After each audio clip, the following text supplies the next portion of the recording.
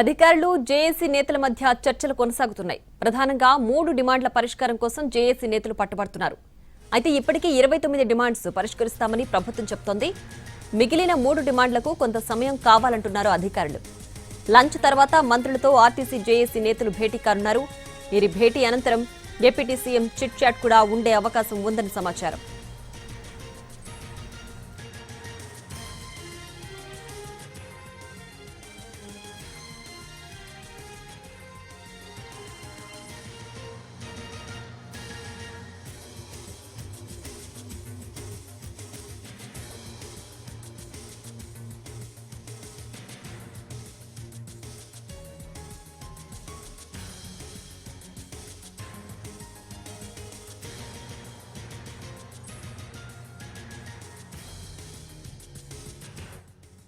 అధికారులు జేఏసీ నేతల మధ్య చర్చలు కొనసాగుతున్నాయి. ప్రధానంగా 3 డిమాండ్ల పరిష్కారం కోసం జేఏసీ నేతలు పట్టుబడుతున్నారు. దీనికి సంబంధించి పూర్తి డీటెయిల్స్ మా ప్రతినిధి సుధీర్ లైవ్ లో అందించడానికి సిద్ధంగా ఉన్నారు. సుధీర్, ప్రధానంగా ఈ 3 డిమాండ్ల వద్ద అటు జేఏసీ ఇటు ప్రభుత్వం మధ్య సయోధ్య కుదరట్లేదు. ప్రస్తుతానికి దీనికి సంబంధించి అప్డేట్ ఏముంది?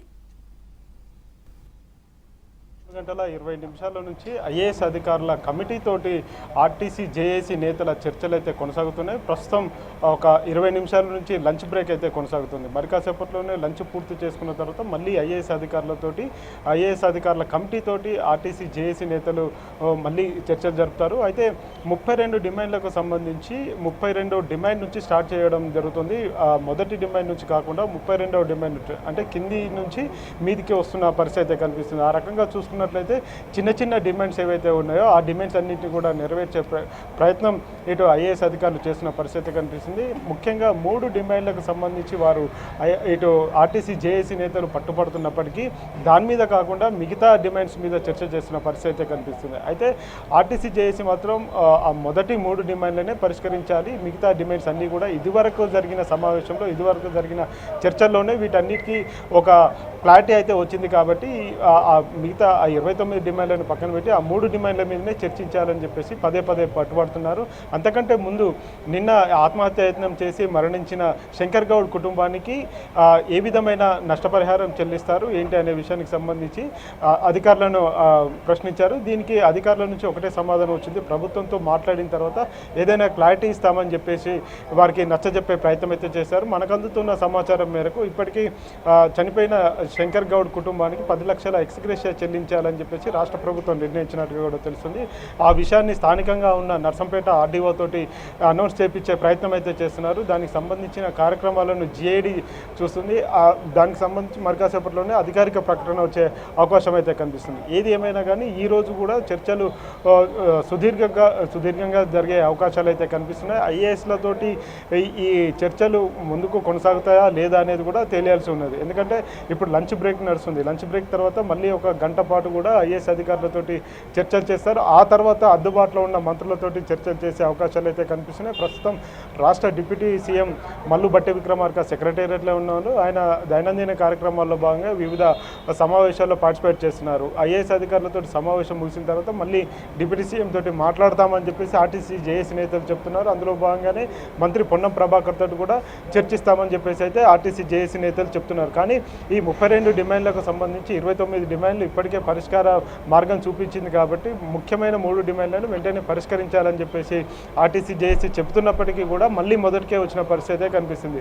ఆ 3 డిమాండ్లు ప్రధానమైన 3 డిమాండ్లు ప్రభుత్వంలో విలీనం చేయడం ఒకటైతే, అదేవిధంగా 2 పిఆర్సీలకు సంబంధించిన బకాయిలు వెంటనే చెల్లించడం, అదేవిధంగా కార్మిక సంఘాలకు సంబంధించి గుర్తింపు సంఘానికి సంబంధించిన ఎన్నికలు నిర్వహించాలి అనే విషయానికి ఆ 3 అంశాలు ఏవైతే ఉన్నాయో ఆ 3 అంశాల మీద పీఠమూడి అలానే కంటిన్యూ అవుతున్న పరిస్థితి ఉంది. ఈ నేపథ్యంలోనే ఆర్టీసీ జేఏసీ నేతలు పదే ఈ విషయాన్ని చెప్తున్నప్పటికీ మిగతా ఏవైతే మిగతా డిమాండ్స్ ఉన్నాయో 29 డిమాండ్స్లో సులువైన డిమాండ్స్ అన్నింటినీ కూడా పరిష్కరిస్తాం. ఎందుకంటే ఎవరైతే సస్పెండ్కి గురయ్యారో ఆ సస్పెండ్కి గురైన డ్రైవర్లు కావచ్చు, కండక్టర్లను కావచ్చు, వారిని తిరిగి విధిలోకి తీసుకోవడం కావచ్చు, సిసిఎస్ బకాయిలను చెల్లించడం కావచ్చు, ఇతర పని ప్రదేశాల్లో ఉన్న సమస్యలను వెంటనే పరిష్కరిస్తామని చెప్పేసి డిమాండ్ కావచ్చు, ఇలా కొన్ని చిన్న డిమాండ్స్గా ఉన్నాయి. ఆ చిన్న డిమాండ్స్ అన్నింటినీ కూడా వెంటనే పరిష్కరిస్తాం పరిష్కరిస్తామని చెప్పేసి జేఏసీ నేతలకు ఇటు ఐఏఎస్ అధికారులు అయితే స్పష్టం చేస్తున్నారు. అయితే ఈ ఐఏఎస్ అధికారుల్లో కూడా ఆర్టీసీ ఎండీ నాగిరెడ్డి ఉన్నారు. అదేవిధంగా ప్రిన్సిపల్ సెక్రటరీ, రవాణా శాఖ ప్రిన్సిపల్ సెక్రటరీ, స్పెషల్ సిఎస్గా ఉన్న వికాస్ రాజ్ వీరిద్దరే వీరికి హామీ ఇచ్చే ప్రయత్నం అయితే చేశారు. ఇటు ఫైనాన్షియల్కి సంబంధించి అంటే ఆర్థికపరమైన సమస్యలు కావచ్చు, ఆర్థికపరమైన ఇష్యూలకు సంబంధించి సందీప్ కుమార్ సుల్తానియా మొదటగా సమావేశానికి హాజరై వెళ్ళిపోయిన పరిస్థితి ఉంది. ఆ తర్వాత కార్మికులకు సంబంధించిన సమస్యలకు సంబంధించి దానకిషోర్ నుంచి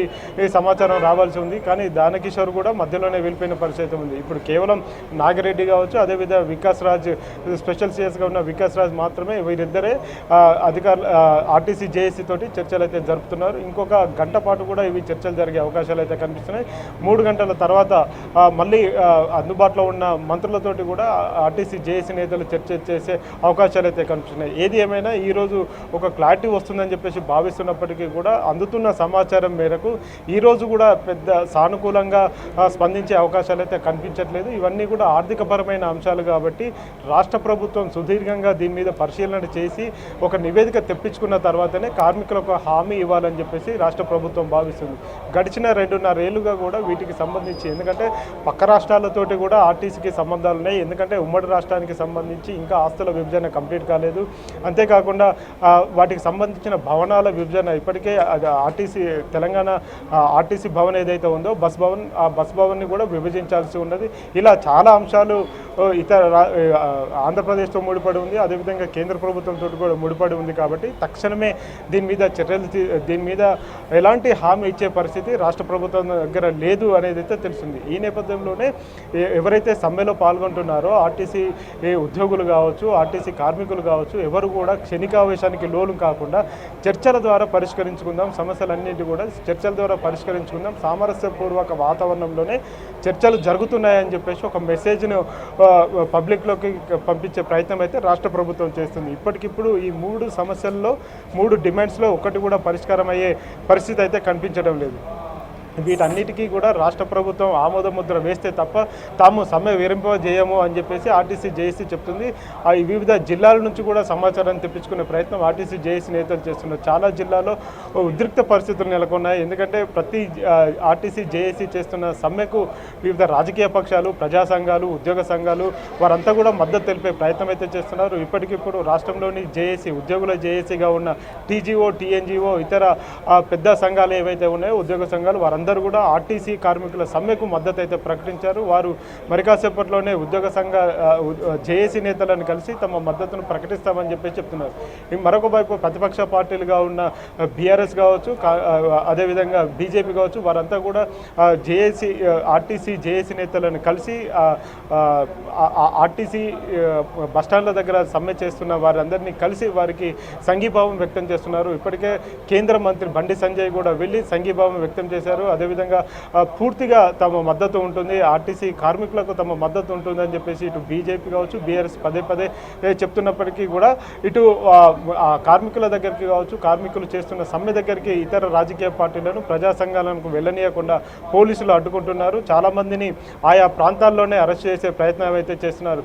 కాబట్టి కాంగ్రెస్ ప్రభుత్వం ఇప్పటికైనా ఆ 3 ప్రధాన డిమాండ్లు, ఆర్టీసీ జేఏసీ నేతలు కోరుతున్న 3 ప్రధాన డిమాండ్లు ఖచ్చితంగా కాంగ్రెస్ ప్రభుత్వం నెరవేర్చాలి. వారు మేనిఫెస్టోలోనే ఈ అంశాలన్నింటినీ కూడా పొందుపరిచారు. కాబట్టి ఇవేవి కొత్త డిమాండ్లు కావు, ఇప్పటికిప్పుడు వచ్చిన డిమాండ్లు ఏవి కావు, పాత డిమాండ్లే. కాబట్టి వాటికి సంబంధించిన పరిష్కార మార్గాలను ఇప్పటికే కాంగ్రెస్ పార్టీ తీసుకునే ఉంటుంది.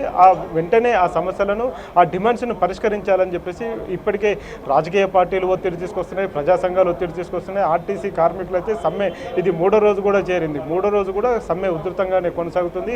గ్రామీణ ప్రాంతాలకు బస్సులు ఏవి కూడా నడవడం లేదు, కేవలం పట్టణ ప్రాంతాల్లోనే బస్సులు నడుస్తున్నాయి. ఈ పట్టణ ప్రాంతాల్లో కూడా ఎలక్ట్రిక్ వెహికల్స్ మాత్రమే అందుబాటులో ఉన్నట్టుగా కూడా తెలుస్తుంది. తాత్కాలిక డ్రైవర్లతోటి బస్సులు నడిపిస్తున్న పరిస్థితి. Right Sudheer, thanks for the updates.